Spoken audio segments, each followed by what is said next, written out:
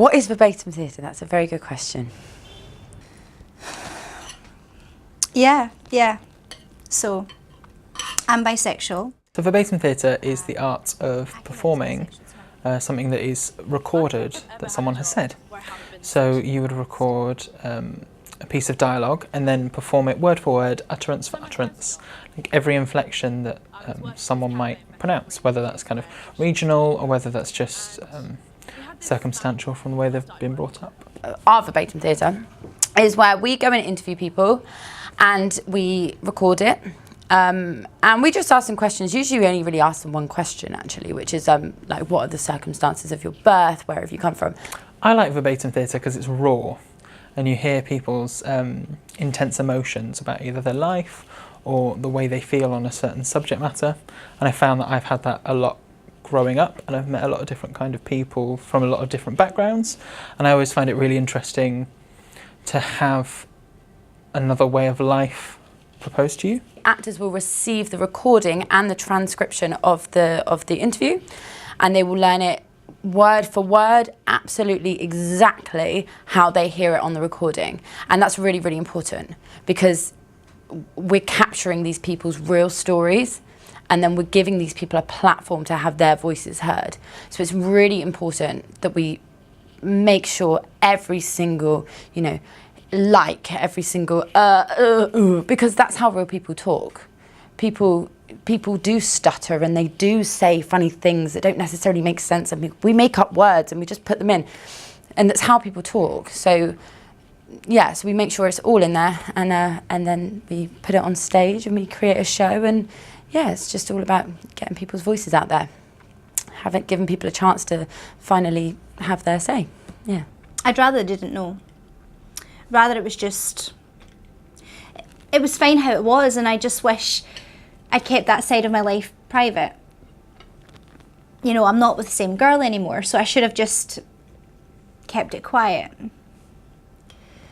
Yeah. It's really hard because I love meeting all of the different people. So that's one aspect of it, and we get to meet so many people.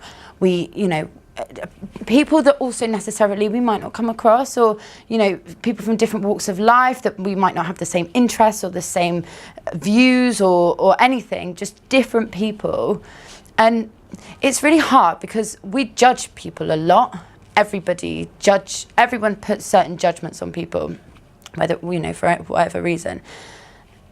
But we very rarely get the opportunity to sit down and actually speak to them. And when you speak to people, they might have completely different views to you, but actually we're all just people living our lives and plodding around doing whatever we're doing. So it's, my favourite part, I would say, is just getting to meet lots of different people that I might not get the chance to meet. I think it's hard to say when you don't agree with someone's point of view, because you can always, especially in the media now, we have constant conflicting views shoved down our throats.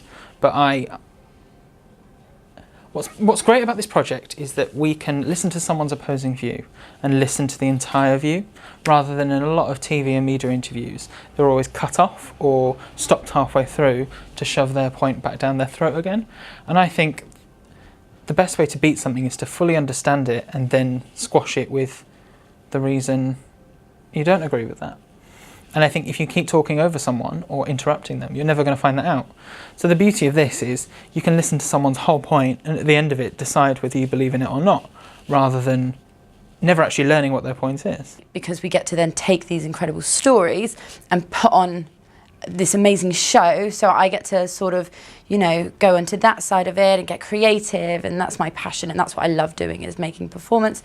So yeah, so then we also just get to, it's win-win really, isn't it? It's good, isn't it? I do this because I enjoy hearing about people's lives, and I enjoy getting to know people and finding out what life is like from the other side. I think we always dream of what life's like, especially this sounds ridiculous, but I always wondered what it was going to be like if I went to America college, like an American college, much like a frat house. And I always think, well, one day I'll do that. And I'm like, well, I'm nearly 25 now, I'm not going to go to an American frat house. And it's interesting to learn the different ways people have grown up and what it's like from their side of something that I probably will never do. And that's maybe not an American frat house, but maybe growing up north, or living in another country, or having a different set of parents, or anything like that. You get kind of an insight into someone's way of life. So I chose verbatim theatre for my dissertation when I was studying at Rose Bruford, and I looked at this woman called Anna Deavere Smith. And I was introduced to her by this girl when I was in Texas, actually, when I was studying over there for a bit. And I just loved how raw it was and how you could just, I don't know, you were hearing these real stories. And I always wanted to write a play, but I really struggled to really capture like good, gritty characters or really write something that needed to be said. It was really hard. It was almost like I didn't have enough words in my vocabulary to say it. I could never say what I wanted to say. And I was like, what Anna Deavere Smith is doing is she's taking real life stories and just presenting them. And actually that's the best way to do it is real people, capturing real people. That's what we're all trying to do with writing plays, is just put real people on stage.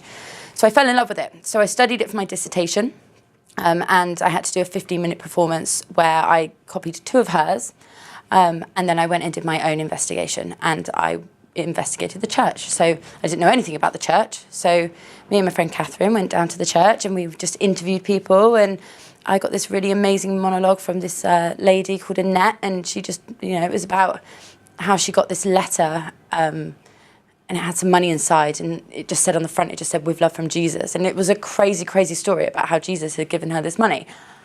Something I'd never heard before, and it just blew my mind. Like, wow, I've never heard anything like this. And that's when I said, you know what, I need to do this. I need to make this into a thing.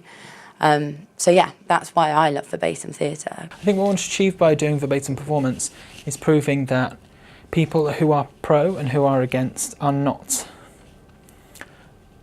They're not monsters to the other side. They just have an opinion. They have an opinion and a belief that should be listened to. Whether you agree with it in the end or not, it still needs to be listened to, I genuinely believe, because then you can actually make an informed decision and an answer to tell the other person how you feel. And I think if you start conversation, that's when we actually grow as a society rather than just shout at each other and disagree. So the idea is that you're giving a voice, giving a platform to people to have their voices heard. And that's first and foremost, that's what verbatim theatre does. What I want to then achieve with that is for us to create this show that we can either then tour, we want to make these shorts as well, so we're making these shorts on YouTube, and eventually, hopefully, we can then develop that into like a series, and we've got some ideas for that. So for me, I just want to take this and just show the work, just share the stories, just share. It's because they need to be heard. They're crazy, the experiences that people can relate to, and it might not directly relate to them, exactly, but everyone can relate to different situations and different things, and it's amazing. People can just watch these stories and really, see that everything is going to be okay, and you might be really struggling, but it's going to be okay. It is okay, and these people are living proof of that. And so we just want to use their stories to really inspire people. Yeah, it's all going to be okay. I think it is quite scary how much hate we get, especially hate from people that believe that LGBT is it and only, and that we should just agree with what anybody says. And people don't believe that questioning is the right way forward, when actually I think the only way we've got anywhere in life is if we do question people's beliefs. If you can question something and have a respect for the answer, that's more powerful than just saying, yes, this is the right thing. I think we're built on people that have an understanding and a empathy towards people's views, rather than people that just squash everything aside and say that they're right. Openness, like say what you want. We really don't judge people. While we have our own beliefs, we are very much excited to understand other people's lives and other people's thoughts of you.